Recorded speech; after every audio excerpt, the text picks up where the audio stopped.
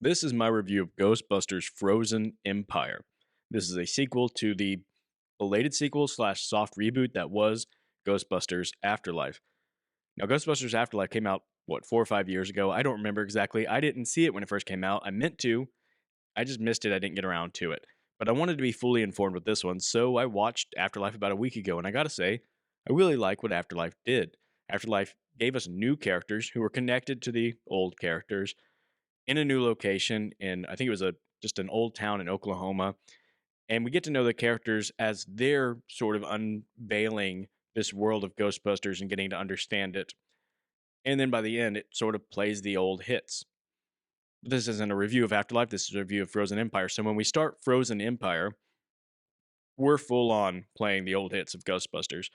Everybody has moved from Oklahoma to New York, and I mean everybody. The people who aren't even related all somehow end up in New York doing Ghostbusters things because we got to have those character recognitions, right, to keep the franchise going.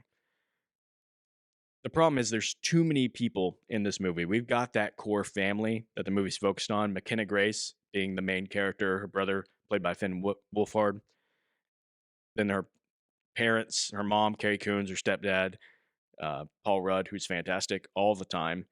But then we also have the original Ghostbusters being in and out. Dan Aykroyd mostly, some Ernie Hudson, Bill Murray, who gets to just show up just for, a couple scenes and be like, I'm going to be Bill Murray. I'm going to be awesome. And it's going to be enough to throw me on the previews and have people come see the movie. There's too many characters. Nobody really gets developed at all. They're all there just to help push the plot along, which the plot doesn't matter. It's all just to have scenes that they think look great, I guess. So much sci-fi mumbo jumbo in this. So much doesn't matter. The real problem with Ghostbusters is that I don't think they ever really explain the world and what's happening, like what the ghost can do, what they can't do, how threatening they are, why the ghosts are so threatening. In fact, what they really have to do is do the Frozen Empire thing, like this last big bad ghost turns things to ice. That makes sense to us. What they do as ghosts doesn't really make sense to us. And then the reality is that this movie kind of has an Age of Ultron problem with the title. Age of Ultron wasn't an age. It didn't last very long. It was like a day. The day it should have been called Day of Ultron. This one, Frozen Empire, it's not much of an empire. It's more like I'm going to turn some of New York into ice for like an hour before the Ghostbusters vanquish me. And so that sort of that sort of thing. And the movie takes a whole long time to build up to this big bad, and then you know what's going to happen with the big bad. There's not a lot of possible solutions in this world.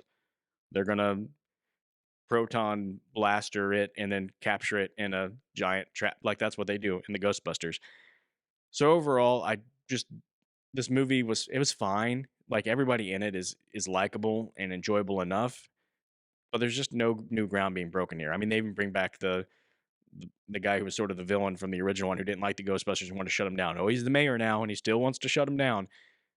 Ghostbusters, do something new and original. Keep going that way that you were going in Afterlife if you're going to do anything. I don't know if there's going to be more sequels to this, but I was hopeful after Afterlife. I'm much less hopeful now after Frozen Empire. I'm going to give this movie a C minus, and I don't know that I'll remember anything that happened in this movie by the end of the year.